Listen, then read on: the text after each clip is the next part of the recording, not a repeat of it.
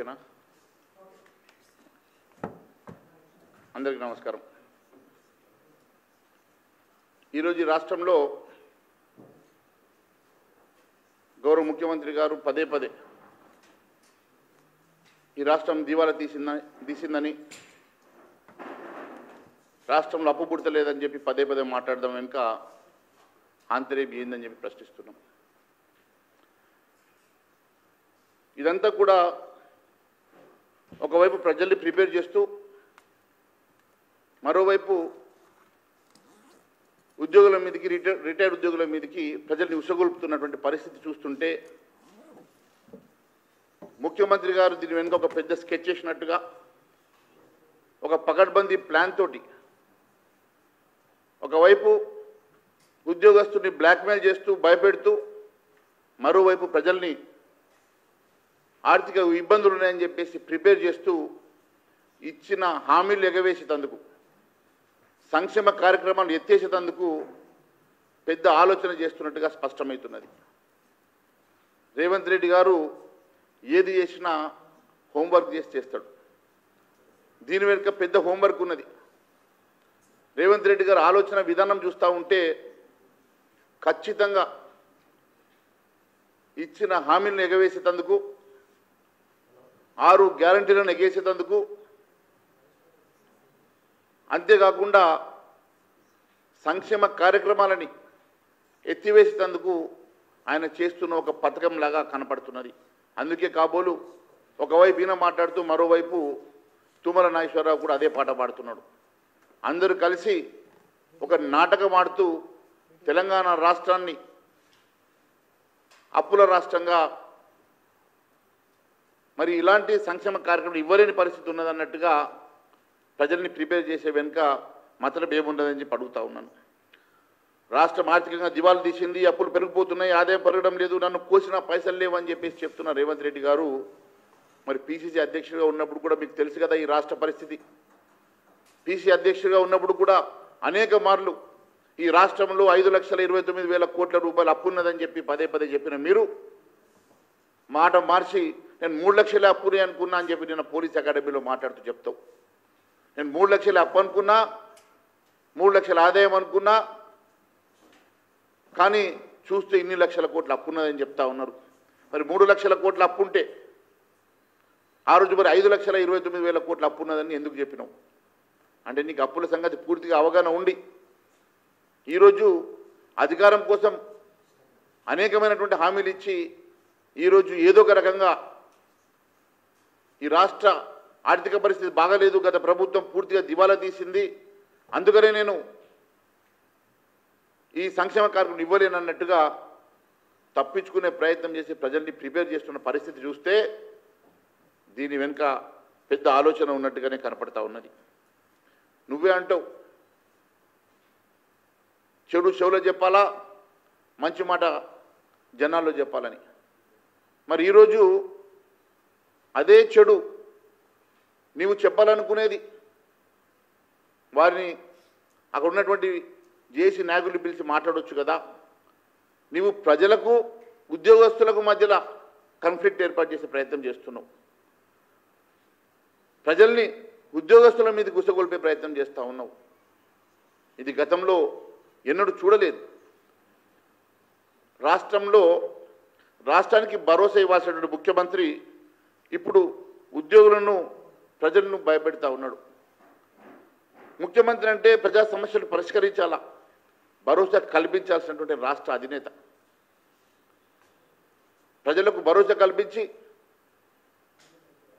సమస్యలు పరిష్కారం చేసేటువంటి ఒక రాష్ట్ర అధినేత అయి ఉండి ఈరోజు భరోసా మాట ఏమో దేవుడెరుగు, పూర్తిగా రాష్ట్రం దివాలా తీసింది, పూర్తిగా రాష్ట్రం అప్పుల పాలైంది అని చెప్పేసి పదే పదే చెప్పి ఈ రాష్ట్ర పరువు తీయడమే కాకుండా ఈరోజు ప్రజల్ని ఒకవైపు ప్రిపేర్ చేస్తూ మరోవైపు ప్రజల్ని ఉసిగొలుపుతూ ఉన్నాం ఉద్యోగస్తుల మీదకి.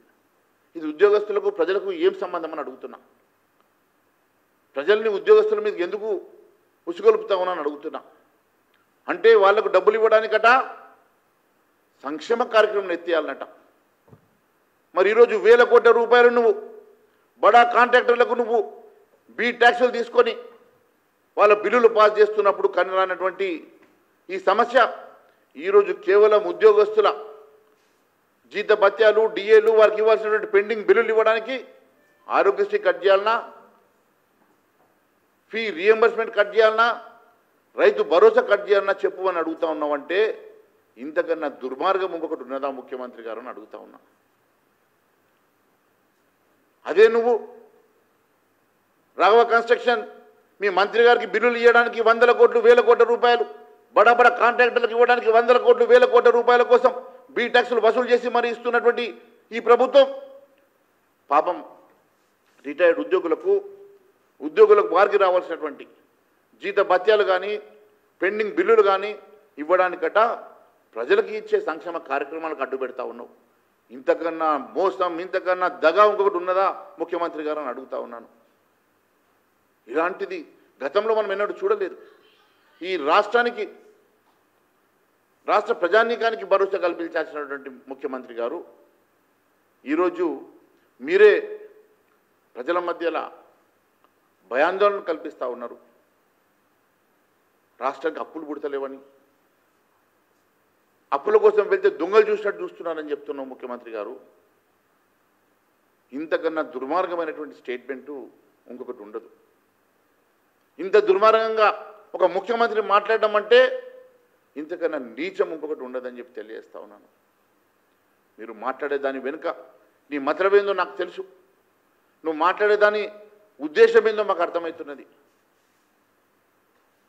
ఎట్టి పరిస్థితిలో ఇచ్చిన హామీలు నేను ఇవ్వలేనని చెప్పేసి నెరవేర్చలేనని చెప్పి ఇచ్చే సంక్షేమ కార్యక్రమం ఏదో ఒకరికి ఆపాలని చెప్పి చేస్తున్నటువంటి ప్రయత్నంలో భాగమే అని చెప్పి మాకు అర్థమవుతున్నది.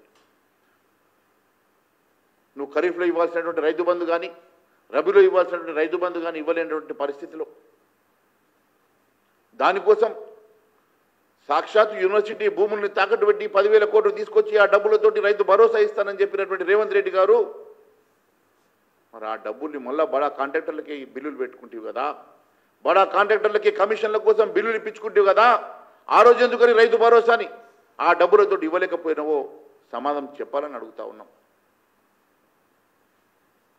అప్పు తెచ్చేటప్పుడు సంక్షేమం కోసమని చెప్తున్నాం, కానీ బడా కాంట్రాక్టర్ల బిల్లులు మాత్రం కడుతున్నాం. ఈరోజు ఉద్యోగస్తులకు ఇవ్వాల్సినటువంటి పెండింగ్ బిల్లుల కోసం నీకు ఆరోగ్యశ్రీలు, సంక్షేమ కార్యక్రమాలు ఇవన్నీ గుర్తొస్తూ ఉన్నాయి. అదే బడా కాంట్రాక్టర్ల బిల్లుల విషయంలో మరి ఇవెందుకు అడ్డం వస్తలేవని చెప్పి నేను ప్రశ్నిస్తూ ఉన్నాను. అంతేకాదు అనేక సందర్భాల్లో అనేక వేదికల మీద ఆయన రాష్ట్ర అప్పుల విషయమే మాట్లాడుతున్నావు కదా. నువ్వు భారత్ జోడో సందర్భంగా, పాదయాత్ర సందర్భంగా ఖమ్మంలో మాట్లాడినటువంటి మాటలు నీవు కానీ, ఉత్తమ్ కుమార్ రెడ్డి గారు కానీ, బట్టి విక్రమార్క గారు కానీ చాలా స్పష్టంగా ఈ రాష్ట్రంలో 5,29,000 కోట్ల రూపాయలు ఆనాటికే ఉన్నాయని చెప్పినటువంటి మీరు ఈరోజు మాకేం అప్పుల సంగతి తెలియదన్నట్లు ఈరోజు మీరు మాట దాటేస్తూ పదే ప్రజల్ని మోసం చేస్తున్న మాట వాస్తవం కాదని అడుగుతా ఉన్నాను. ఇదంతా చూస్తూ ఉంటే మీరు ఇచ్చినటువంటి ప్రతి స్టేట్మెంటు, ఉచిత కరెంటు, వృద్ధాప్య పెన్షను, ఏ పథకాలను మీరు ఎత్తేయాలనుకుంటున్నారో ఒకసారి మీరు స్పష్టం చేయాల్సిన అవసరం ఉన్నది. మాకు తెలిసి ఖచ్చితంగా ప్రభుత్వం మేనిఫెస్టోలో పెట్టినటువంటి మహాలక్ష్మి పథకాన్ని ఎత్తేసేటువంటి కార్యక్రమం చేస్తున్నట్టుగా మాకు అనుమానాలు వస్తూ ఉన్నాయి. ప్రతి మహిళకు మీరు ఇస్తామన్న 2,500 రూపాయలని ఎత్తేయాలనుకున్నటువంటి అంశం మాకు ఖచ్చితంగా స్పష్టమవుతున్నది. మీరు ఇస్తామన్న పెన్షన్ 4,000 రూపాయలు పెంచకుండా మీరు ఆపడానికి చేస్తున్నటువంటి పథకం లెక్క అనిపిస్తున్నది. కొత్తగా ఇవ్వాల్సినటువంటి రేషన్ కార్డుల విషయంలో ఉన్న రేషన్ కార్డులు ఎత్తేయడానికి మీరు చేస్తున్నటువంటి కార్యాచరణ కనపడతా ఉన్నది. అంతేకాదు మీరు రైతు భరోసాని అదే మాదిరిగా ఎకరానికి 12,000 రూపాయలు మీరు ఇస్తామని చెప్పినటువంటి రైతు కూలీలకు కానీ, అదే మాదిరిగా కౌలు రైతులకు మీరు ఇస్తున్నటువంటి పథకాలని మీరు ఎత్తేసే కార్యక్రమం చేస్తున్నట్టుగా చాలా స్పష్టమవుతా ఉన్నది. అంతేకాదు 500 బోనస్ కానీ లేకుంటే ఇందిరా మహిళను నడబంతరం చేసే విధంగా మీరు ఇచ్చిన 6 గ్యారెంటీలు కానీ అనేకమైనటువంటి సంక్షేమ కార్యక్రమాలని మీరు కోత విధించే కార్యక్రమం కోసమే ఈరోజు పదే పదే ఆర్థిక సంక్షోభాన్ని ముందేసుకొని ఆర్థిక సంక్షోభం వల్ల నేను చేయలేకపోతున్నామని చెప్పి సింపతి మాటలు మాట్లాడే ప్రయత్నం చేస్తున్నట్టు కనపడతా ఉన్నది. ముఖ్యమంత్రి గారు గుర్తుపెట్టుకోండి, మీరు ముఖ్యమంత్రి కుర్చీలో ఉన్నారు, సింపతి రాదు మీకు, మీకు చేత కాదని చెప్పి అంటారు. చేత కాకుండా ఈరోజు ఈ రకంగా ఇలాంటి అంశాలను ముందేసుకొని తప్పించుకునే ప్రయత్నం చేస్తే ప్రజలు ఎట్టి పరిస్థితుల్లో క్షమించరని చెప్పేసి నేను మరొక్కసారి తెలియజేస్తా ఉన్నాను. అంతేకాదు, అప్పులు కుప్పలు ఉన్నాయని చెప్పి తెలిసి మీరు అలువుకానే హామీలు ఇచ్చినటువంటి రేవంత్ రెడ్డి గారు, మీరు ఇదే బాట అవలంబించేసి ప్రయత్నం చేసి ఏదో ఒక రకంగా ఇవన్నీ తప్పించుకునే ప్రయత్నం చేస్తే ఖచ్చితంగా భారతీయ జనతా పార్టీ తరఫున ప్రజా ఉద్యమం మేము చేస్తామని, ప్రజా ఉద్యమంలో ప్రజలే మీకు బుద్ధి చెప్పే విధంగా ప్రజా ఉద్యమాన్ని మేము లీడ్ చేస్తామని కూడా నేను ఈ ముఖంగా మీకు తెలియజేస్తా ఉన్నాను. అంతేకాదు, ఈరోజు ఈ రాష్ట్ర పరిస్థితి, రాష్ట్ర ఆర్థిక పరిస్థితి దివాలా తీయడానికి కేసీఆర్ ప్రభుత్వం ఎంత కారణమో, రాష్ట్రం అప్పులో ఉందని తెలిసి కూడా అలవికాని హామీలు ఇచ్చి ఈరోజు మళ్ళీ ప్రజల్ని మోసం చేయడం కూడా అంతే తప్పు. ఇది మొదటి దోషి, మొదటి ముద్దాయి కూడా ఈ ద్రోహం కాంగ్రెస్ పార్టీ అని చెప్పి మేము తెలియజేస్తా ఉన్నాం. మరి వివిధ వర్గాలకు వేల కోట్ల రూపాయల బకాయిల సంగతి, అన్నదాతలకు రైతు భరోసా, విద్యార్థులకు ఫీ రియంబర్స్మెంటు, రోగుల ఆసుపత్రులకు ఆరోగ్య స్కీములు, ఉద్యోగులకు, చిన్న కాంట్రాక్టులకు, మాజీ సర్పంచులకు ఇవ్వాల్సినటువంటి బకాయిలు ఎన్నున్నాయో ఇవన్నిటి మీద శ్వేతపత్రం ప్రకటించాలని చెప్పి కోరుతా ఉన్నాం. అంతేకాదు, ఇప్పటి వరకు ఏ కాంట్రాక్టర్కి ఎన్ని కోట్ల రూపాయలు మీరు బకాయిలు చెల్లించారు దాని మీద కూడా శ్వేతపత్రం డిమాండ్ చేస్తూ ఉన్నాం. మీరు ఇవ్వాల్సినటువంటి అనేకమైనటువంటి సంక్షేమ కార్యక్రమాలకు, బకాయిలకు, ఆరోగ్యశ్రీ, ఫీ రియంబర్స్మెంటు, రైతు భరోసా, అంతేకాకుండా చిన్న ఉద్యోగస్తులకు ఉన్నటువంటి పెండింగ్ బిల్సు, చిన్న కాంట్రాక్టర్లకు, మాజీ సర్పంచులకు మీరు ఇవ్వాల్సినటువంటి బకాయిలు ఎన్ని పే చేశారు, ఆ బకాయిలు అదే మాదిరిగా బడా కాంట్రాక్టర్లకు మీరు ఏ రకంగా బీ ట్యాక్సులు వసూలు చేసి మరి వారి బిల్లులు క్లియర్ చేశారో దీని మీద ఒక శ్వేతపత్రం విడుదల చేయాలని చెప్పేసి మేము డిమాండ్ చేస్తూ ఉన్నాం. అంతేకాదు, ఈరోజు ఫీ రియంబర్స్మెంట్ పే చేయలేక విద్యార్థుల పరీక్షలు కూడా పోస్ట్పోన్ అయ్యేటువంటి దుస్థితి ఈ రాష్ట్రంలో గతంలో ఎన్నడూ చూడలేదు. ఈ భారతదేశంలో ఏ రాష్ట్రంలో కూడా ఇంతటి దౌర్భాగ్యమైనటువంటి పరిస్థితి ఉండదు. మీరు ఒక్కసారి ఆలోచన చేయండి. ఫీ రియంబర్స్మెంట్ బకాయిలు చెల్లించకపోవడంతో డిగ్రీ, పీజీ వార్షిక పరీక్షలు సకాలంలో జరగకపోవడంతో ఇటు విద్యార్థులు, కాలేజీ యాజమాన్యాలు ఇబ్బంది పడుతున్నమాట వాస్తవం కాదని అడుగుతున్నా. ఉద్యోగస్తులకు ఇవ్వాల్సిన బకాయిలు పెండింగ్లు పెట్టడం వల్ల వారంతా అవస్థలు పడుతున్నమాట వాస్తవం కాదని అడుగుతా ఉన్నాను. చిన్న కాంట్రాక్టర్లు, మాజీ సర్పంచులకు ఇవ్వాల్సిన బిల్లులు చెల్లించకపోవడంతో వారంతా అప్పులో ఊబిలో కూరుకుపోతున్నమాట వాస్తవం కాదని అడుగుతా ఉన్నాను. మరి ఇలాంటి వాటి మీద బిల్లుల చెల్లింపులపైన శ్వేతపత్రం ఖచ్చితంగా విడుదల చేయాల్సిందిగా మేము డిమాండ్ చేస్తున్నాం. ఇలా రైతులు, విద్యార్థులు, ఉద్యోగులు, కాంట్రాక్టులు, మాజీ సర్పంచులకు ఇవ్వాల్సినటువంటి వేల కోట్ల రూపాయలు బకాయి పెండింగ్లో ఉన్న తర్వాత కూడా వాటిని విస్మరిస్తూ కొంతమంది మాత్రమే బీ ట్యాక్సులు వసూలు చేసి మరి మీరు చెల్లింపులు జరుపుతూ ఉంటే ఎన్నిసార్లు మేము మాట్లాడినా కూడా దున్నపోతు మీద వానబడ్డట్టుగానే ఉన్నది తప్ప ఈ ప్రభుత్వానికి చలనం లేకపోవడం ఇది ముమ్మాటికి ద్రోహం అని చెప్పి తెలియజేస్తా ఉన్నాను. అంతేకాదు, ఇవన్నిటి మీద కూడా చాలామందికి ఈ బకాయిలు రాష్ట్ర ప్రభుత్వం ఎలా తీరుస్తుందో అన్న సందేహాలు ఏర్పడుతున్నాయి. ఈ రాష్ట్ర ప్రభుత్వం ఏ రకంగా ఈ పెండింగ్ బిల్స్ని పూర్తి చేస్తుందో అన్న చెప్పి అనుమానాలు కూడా కలుగజేస్తూ ఉన్నాయి. వివిధ వర్గాలకు ప్రభుత్వం ఎంత మేరకు బాకీ పడిందో మరి 15 నెలల్లో ఇప్పటివరకు మీరు ఎంత చెల్లించారో కూడా స్పష్టత ఇవ్వాల్సిందిగా మేము కోరుతా ఉన్నాం. ఇదంతా చూస్తూ ఉంటే ఇప్పుడు రబీ సీజన్ కూడా ముగుస్తున్నది. రైతు భరోసా మీద పూర్తిగా అందరికీ కూడా ఇప్పటివరకు చెల్లింపులు జరగకపోవడంతో రైతులు ఎక్కడ బాకీలు తెచ్చుకోవాలన్నా తెలియక అధిక వడ్డీలకు బాకీలు తెచ్చుకొని బాకీల పాలవుతున్న సంగతి నేను తెలియజేస్తా ఉన్నాం.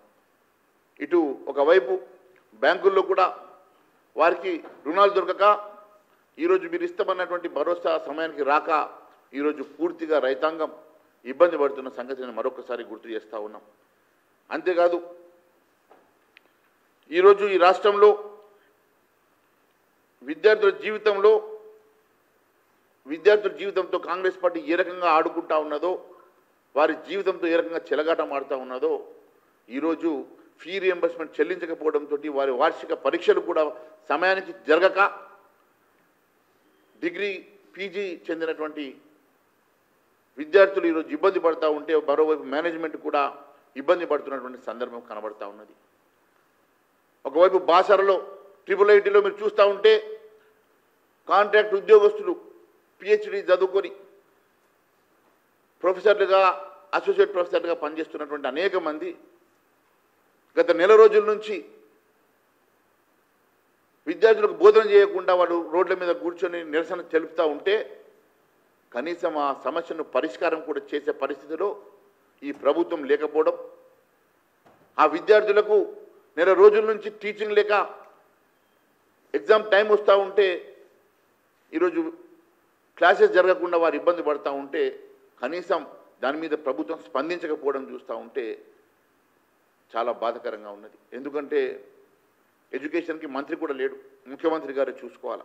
మరి ముఖ్యమంత్రి గారి దృష్టికి వచ్చిందో లేదో IIIT అసోసియేట్ ప్రొఫెసర్లు మొదటిసారి రోడ్ల మీద కూర్చొని వారి జీతాల కోసం అడుక్కునే దుస్థితి ఈరోజు వచ్చిందంటే ఇంతకన్నా బాధ ఇంకొకటి లేదని చెప్పి తెలియజేస్తా ఉన్నాను. మరి దాదాపుగా ప్రైవేట్ కాలేజీలకు చెల్లించాల్సినటువంటి 7,000 కోట్ల రూపాయలు వెంటనే చెల్లించాలని చెప్పేసి, లేని పక్షంలో మేము పరీక్షలు నిర్వహించమని చెప్పి యాజమాన్యాలు చెప్తా ఉంటే బిక్కుమంటూ విద్యార్థులు ఈరోజు గోచపడతా ఉన్నారు. మరి ఇలాంటి విద్యార్థులకు ఇవ్వాల్సినటువంటి ఫీ రియంబర్స్మెంట్లు, ఆరోగ్యశ్రీ మొన్ననే మీరు చూసినారు, ఆరోగ్యశ్రీలో జనవరి 10వ తారీఖు నుంచి 10 రోజుల పాటు సేవలు నిలిపివేస్తే వారిని పిలిపించుకొని మాట్లాడి అవన్నీ కూడా క్లియర్ చేస్తామని చెప్పి, వారి పెండింగ్ బిల్స్ అన్ని క్లియర్ చేస్తామని చెప్పి మీరు మాట ఇచ్చి మరి మాట తప్పడంతో మళ్ళీ వాళ్ళు ఇంకో 15 రోజుల్లో మళ్ళీ సమ్మె వెళ్ళడానికి వారు మళ్ళీ ఇదే రకంగా నిరాకరణ చేసే విధంగా వారు నిర్ణయం తీసుకునే పరిస్థితి ఉంటే దాని మీద కూడా ఆరోగ్యశ్రీ మీద కూడా స్పష్టత ఇవ్వడం లేదంటే ఈరోజు ఈ రాష్ట్ర ఆర్థిక పరిస్థితి ఏ రకంగా ఉన్నదో, మీరు ఏ రకంగా డిసిప్లిన్ లేకుండా ఈ ఆర్థిక పరిస్థితిని గాడి తప్పిందో, ఏ రకంగా ఈ రాష్ట్ర ఆర్థిక పరిస్థితితో మీరు ఆటలాడుకుంటా ఉన్నారో స్పష్టమవుతా ఉన్నది. నేను ఒకటే అడుగుతా ఉన్నాను, ఈ ఆవేదన గతంలో అనేక సార్లు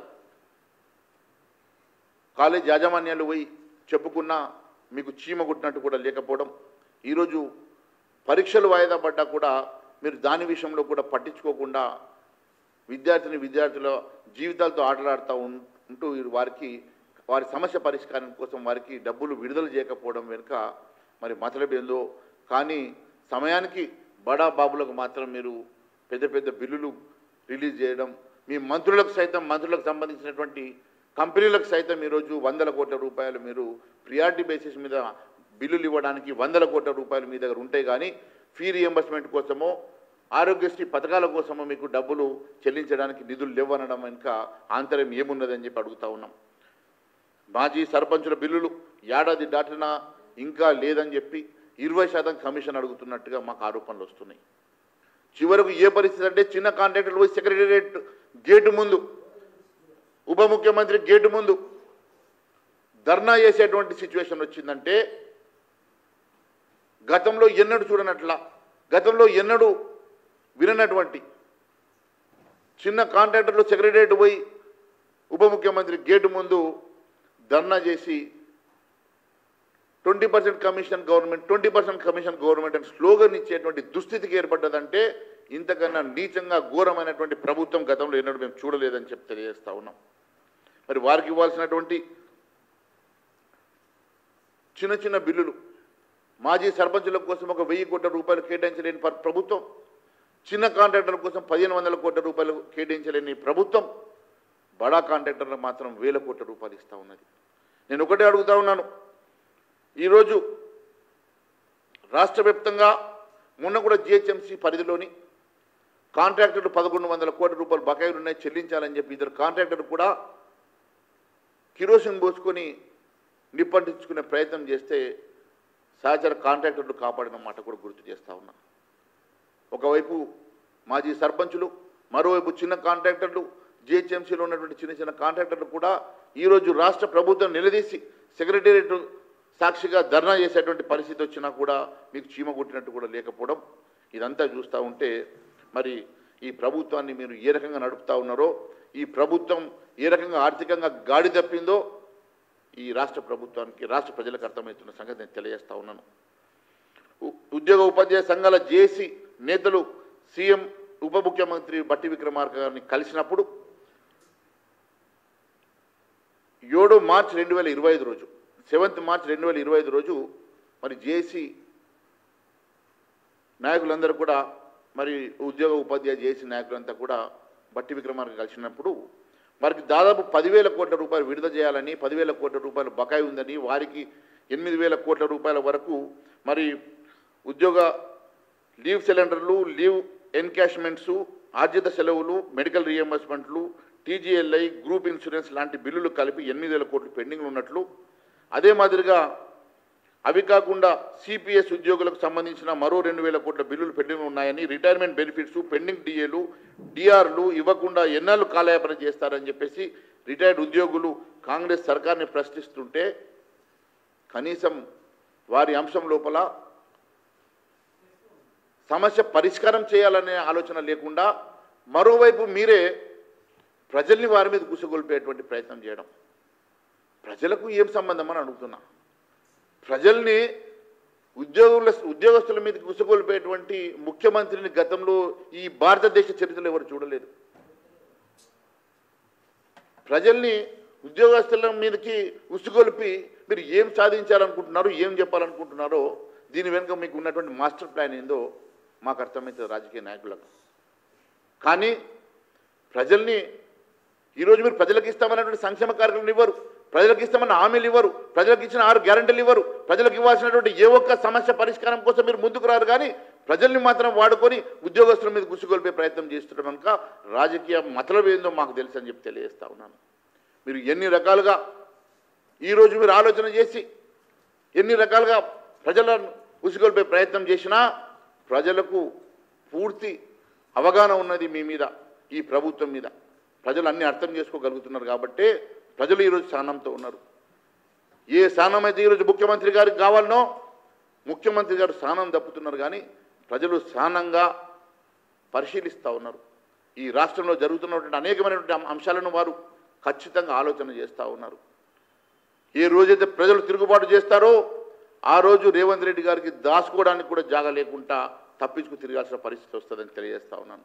ఇది కేవలం మీరేదో అనుకుంటా ఉన్నారు, నేను ఉన్నది ఉన్నట్టుగా ప్రజల ముందుకు తీసుకొచ్చే ప్రయత్నం చేస్తూ ఉన్నారని. మీరు అన్నీ తెలిసి మోసం చేసిన ప్రజల్ని, అన్నీ తెలిసి అనేకమైనటువంటి హామీలు ఇచ్చి గద్దెనెక్కిరు. ఈరోజు గద్దెనెక్కి అనుభవిస్తూ ఉన్నారు, ప్రజలన్నీ గమనిస్తూ ఉన్నారు. ఒకవేళ నీకు చేత కాకపోతే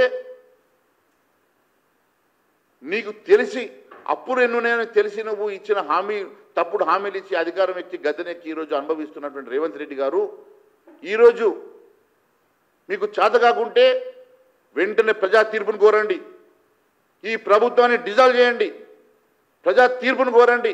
అప్పుడు ప్రజలు ఎవరికి అధికారం ఇస్తారో, ఏం నిర్ణయం తీసుకుంటారో అప్పుడు ప్రజా నిర్ణయానికి వదిలేద్దాం. ఖచ్చితంగా ఈరోజు స్పష్టమవుతా ఉన్నది రేవంత్ రెడ్డి ప్రభుత్వానికి, మీకు ఆర్థికంగా నడిపించేటువంటి స్తోమత లేకుంటే, డిసిప్లిన్ లేకుంటే ఈరోజు ఆర్థిక వ్యవస్థ గాడి తప్పి ఆర్థిక వ్యవస్థ మీద మీకు ఆధిపత్యం లేని పక్షంలో, మీకు నడిపించిన చేతగాని పక్షంలో మీరు క్షమాపణ చెప్పి రాజీనామా చేయండి, ప్రజా తీర్పుకు వెళ్దాం, ప్రజలు నిర్ణయిస్తారు. ఈరోజు పూర్తిగా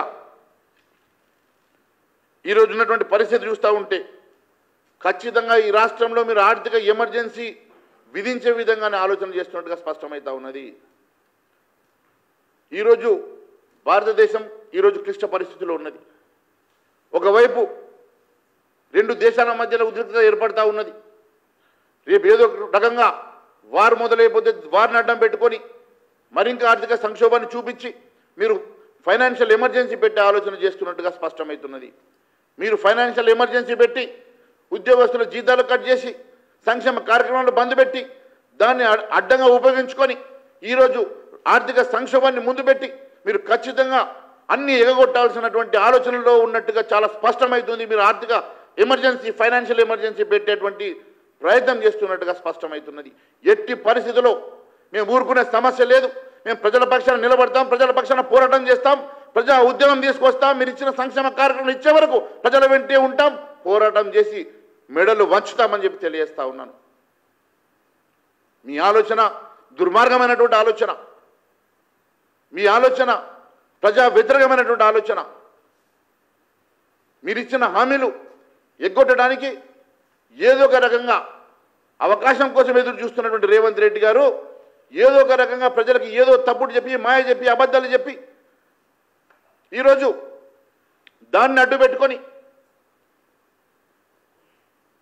ఈ రాష్ట్రంలో ఒక అవకాశాన్ని తీసుకొని రేపు జరిగేటువంటి క్లిష్ట పరిస్థితిని అవకాశంగా తీసుకొని ఈరోజు ఫైనాన్షియల్ ఎమర్జెన్సీ పెట్టి తప్పించుకునే ప్రయత్నం చేస్తే ఎట్టి పరిస్థితుల్లో భారతీయ జనతా పార్టీ ఊరుకునే సమస్య లేదు. ఏ రాష్ట్రంలో లేని ఆర్థిక ఎమర్జెన్సీ మన రాష్ట్రంలో పెట్టినా, ఇచ్చిన హామీలు నెరవేర్చకపోయినా, ఇచ్చిన సంక్షేమ కార్యక్రమాలు నడిపించకపోయినా ఖచ్చితంగా ప్రజా ఉద్యమం చేస్తాం, మెడలు వంచుతాం. చేత కాకుంటే రాజీనామా చేయండి, ప్రజా తీర్పు కోరండి. కానీ మీరు ఈ రకంగా తప్పించుకునే ప్రయత్నం చేస్తే ఎట్టి పరిస్థితుల్లో భారతీయ జనతా పార్టీ చూస్తూ ఊరుకోదు. మేము కూడా ప్రజా ఉద్యమంలో పాల్గొంటామని తెలియజేస్తా ఉన్నాను. ఉద్యోగులు ఎవరి మీద యుద్ధం ప్రకటిస్తారు? ఈరోజు మాట్లాడితే మీరు ఉద్యోగులు ఉద్యమం ప్రకటిస్తారంటున్నారు. ఉద్యోగులు ఎందుకు ఉద్యమం ప్రకటిస్తారు? వారి సమస్యలు ఎవరికి చెప్పుకుంటారు? ముఖ్యమంత్రి గారు చెప్పుకుంటారు. దాన్ని నువ్వు సమయంగా పాటించి సమస్య పరిష్కారాన్ని దిశగా మీరు చర్చలు జరపాలి తప్ప ఈరోజు దీన్ని ప్రజలకి అంటగట్టేసి ఈ సంక్షేమ కార్యక్రమం అంటగట్టేటువంటి ప్రయత్నం చేయడం చూస్తూ ఉంటే ఇది దుర్మార్గమైనటువంటి ఆలోచన. అంతేకాదు ఈరోజు రాష్ట్రం అప్పుల్లో కూరుకుపోయిందని వివిధ వర్గాలకు ఇవ్వాల్సిన బకాయిలు ఎగ్గొట్టి ఆర్థిక ఎమర్జెన్సీ విధించే పరిస్థితికి వస్తే భారతీయ జనతా పార్టీ ఖచ్చితంగా ప్రజా ఉద్యమం వైపు నడుస్తుంది. ప్రజల్లోకి వెళ్ళి మీరు ఇచ్చిన హామీల కోసం, నడిపించే సంక్షేమ కార్యక్రమాల కోసం ఖచ్చితంగా పోరాటం చేస్తుంది. ఎట్టి పరిస్థితుల్లో మీరు బకాయిలు చెల్లించడానికి, ఈరోజు పెండింగ్లో ఉన్నటువంటి బకాయిలన్నీ చెల్లించడానికి చర్యలు తీసుకోవాలా. ఇప్పటి వరకు దాని మీద ఎన్ని బకాయిలు చెల్లించారో వాటి మీద శ్వేతపత్రం విడుదల చేయాలా. ఉపాధ్యాయులకు వారికి బకాయి ఉన్నటువంటి 10,000 కోట్ల రూపాయలు వెంటనే విడుదల చేయాలా. ఫీ రియంబర్స్మెంట్కి ఉన్నటువంటి 7,000 కోట్ల రూపాయలు వెంటనే విడుదల చేయాలా. ఆరోగ్యశ్రీకి ఉన్నటువంటి దాదాపు 6,000 కోట్ల రూపాయలు ఆరోగ్యశ్రీ బకాయిలను వెంటనే విడుదల చేయాలా. అంతేకాదు చిన్న కాంట్రాక్టర్ల బిల్లులు వెంటనే విడుదల చేయాలా. మాజీ సర్పంచుల బిల్లులు వెంటనే విడుదల చేయాలా. ఇచ్చిన సంక్షేమ కార్యక్రమం నడిపియాలా. ఇచ్చిన హామీలు 6 గ్యారెంటీలు నెరవేర్చే వరకు భారతీయ జనతా పార్టీ మీకు వెంటాడుతుందని మరొకసారి తెలియజేసుకుంటూ ఖచ్చితంగా మీరు ఎలాంటి చర్య తీసుకున్నా మీ ఎమ్మెల్యేలని నియోజకవర్గాల్లో కూడా ప్రజలు తిరగనివ్వరని చెప్పి తెలియజేస్తా ఉన్నాను.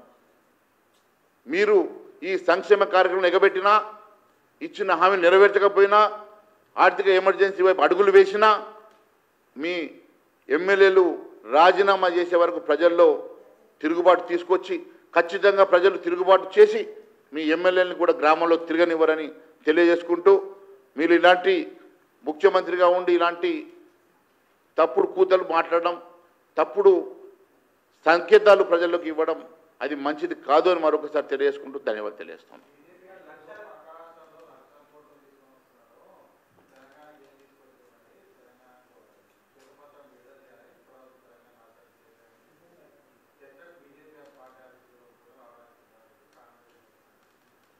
రేవంత్ రెడ్డిని మాట్లాడమని మేము చర్చకు సిద్ధంగా ఉన్నాం. రేవంత్ రెడ్డి గారికి అనేక సార్లు అసెంబ్లీలో మాట్లాడినా, అనేక సార్లు ఈ రాష్ట్రానికి వచ్చినటువంటి లక్షల కోట్ల రూపాయలు భారతీయ జనతా పార్టీ ఇచ్చినటువంటి అంశాలను నేను మాట్లాడినా, అనేక మార్లు భారతీయ జనతా పార్టీ రాష్ట్రంలో చేస్తున్న అభివృద్ధి కార్యక్రమాల అంశంలో కూడా నేను మాట్లాడినా.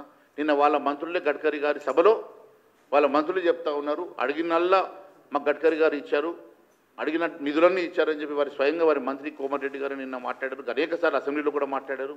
అనేకమైనటువంటి అభివృద్ధి కార్యక్రమాలకి భారతీయ జనతా పార్టీ ఎప్పుడు ఈ రాష్ట్రానికి అండగా ఉన్నది. చేతగాక ఈరోజు ఏమో చేసినట్లు ఈరోజు రేవంత్ రెడ్డి గారు ఈ ప్రభుత్వం నడపడం చేతగాక ఆర్థిక సంక్షోభాన్ని ముందు పెట్టి ఇచ్చిన హామీలు ఎగబెట్టేటువంటి కార్యక్రమం చేస్తున్నట్టు స్పష్టమవుతున్నది. Thank you.